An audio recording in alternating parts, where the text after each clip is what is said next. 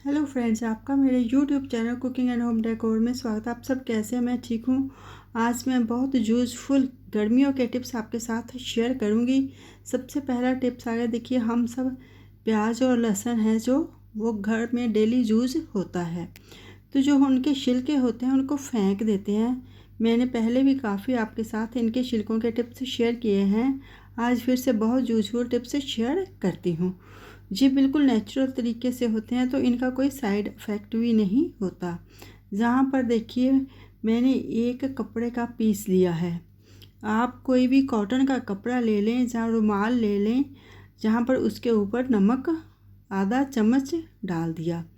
आधा चम्मच नमक डालने के बाद उसके ऊपर मैंने ये छिलके ऐसे डाल दिए।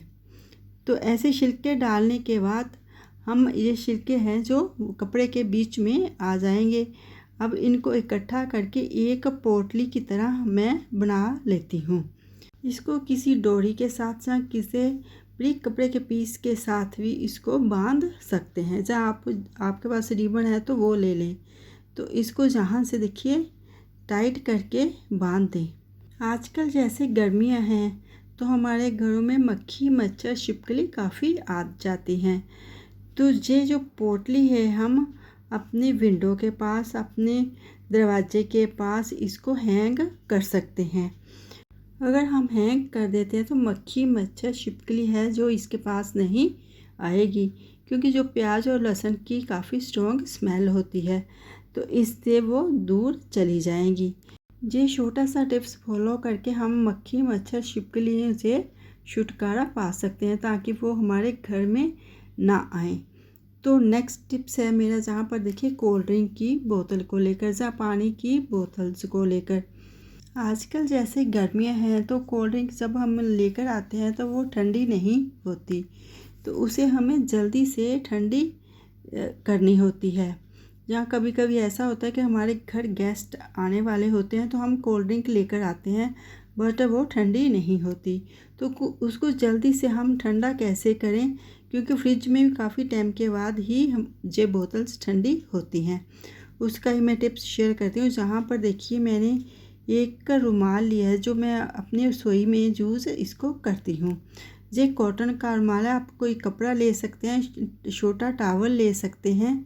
तो इसको अच्छी तरह से मैंने जहाँ पर गिल्ला कर लिया और फिर निचोड़ लिया, और इसके ऊपर ऐसे कोल्ड ड्रिंक की बोतल को रख दें और बोतल को लपेट दें इस रुमाल में। जैसे मैंने बिल्कुल इसको कवर कर दिया। अब इसको रख दें फ्रिज में।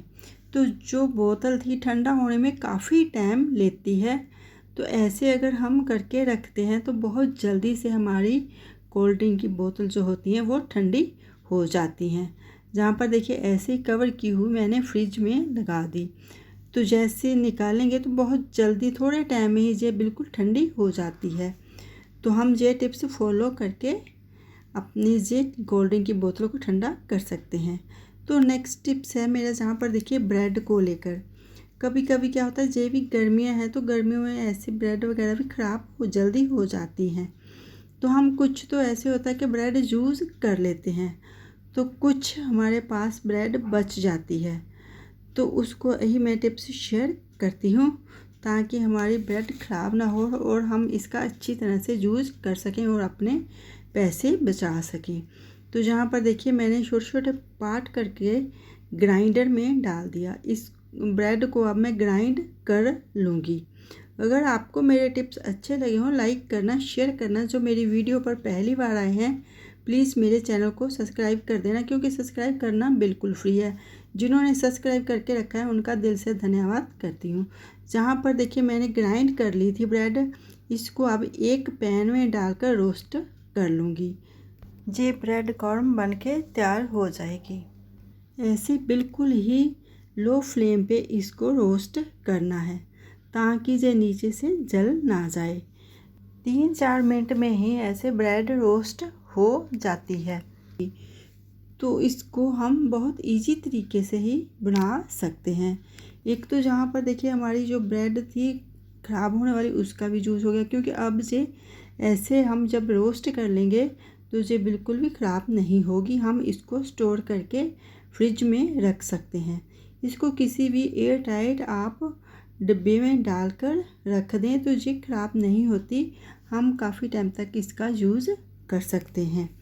तो जब भी हमें इसकी ज़रूरत होगी, हम जैसे टिक्की बनाते हैं और भी सामान बनाते हैं तो हम इसका यूज़ कर सकते हैं, तो ये बहुत इजी हो जाएगा हमारे लिए। और नेक्स्ट टिप्स है ऐसे कंघी को लेकर।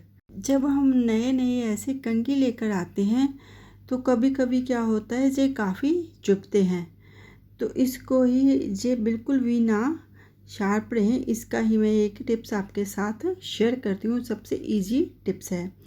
तो देखिए, हम जब रोटी बना लेते हैं तो तवा होता है हमारा गर्म होता है, उस टाइम तवे के उल्टे साइड पर ऐसे हम अगर कंघी को 2-3 बार ऐसे रब कर देते हैं, अब बिल्कुल भी हमारी कंघी नहीं चुभेगी जब हम अपने बाल बनाएंगे। तो ये कंघी हम यूज़ कर सकते हैं, तो ये हमें बिल्कुल भी अब चुभेगी नहीं।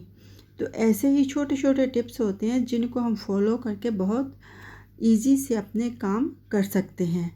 तो अब जैसे कंघी करेंगे तो ये बिल्कुल नहीं हमारी चुभेगी। तो नेक्स्ट टिप्स है जहाँ पर देखिए फिर से प्याज को लेकर क्या होता है कि जैसे ही आजकल गर्मियाँ हैं तो हमारे घर के अंदर भी कभी कभी क्या होता है काफ़ी छिपकली आ जाती है, बेडरूम में आ जाती है या कभी कभी ड्राइंग रूम में आ जाती है। उसका ही मैं आपके साथ टिप्स शेयर करती हूँ।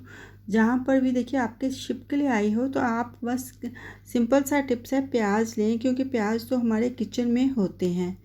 तो प्याज को ऐसे हम बेड के नीचे, अपने ड्राइंग रूम में, सोफ़े के पास, जहाँ डाइनिंग टेबल के पास हम रख सकते हैं। अगर हमारे रसोई में छिपकली हो तो हम वहाँ गैस के पास प्याज को रख सकते हैं, तो जो छिपकली है वो चली जाएगी।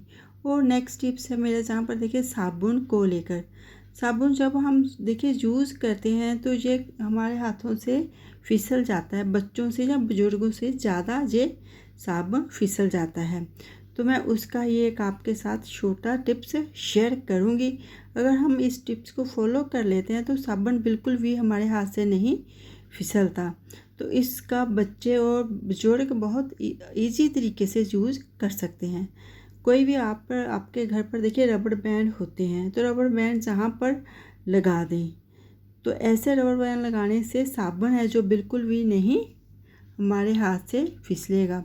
ये बिल्कुल छोटा सा और सिंपल टिप्स था, इसका हम यूज़ कर सकते हैं। जैसे हम वॉशरूम में ऐसे साबुन रखते हैं नहाने के लिए, तो उसके ऊपर ये रबड़ बैंड लगा दें तो ये इजी हो जाता है। और जो जहाँ पर देखिए कवर निकला था, इसका भी हम यूज़ कर सकते हैं। जो हमारी रसोई में किचन सिंक की नाली होती है, जहाँ हमारे वॉशरूम की नाली होती है, उसके पास इस कवर को रख देते हैं तो इसकी स्मेल बहुत अच्छी आती है, बैड स्मेल चली जाती है। और नेक्स्ट टिप्स है जहाँ पर देखिए हमारे सिल्क के सूटों को लेकर क्या होता है कि सिल्क के सूट जब हम घर पर वॉश करते हैं उनकी शाइनिंग गायब हो जाती है।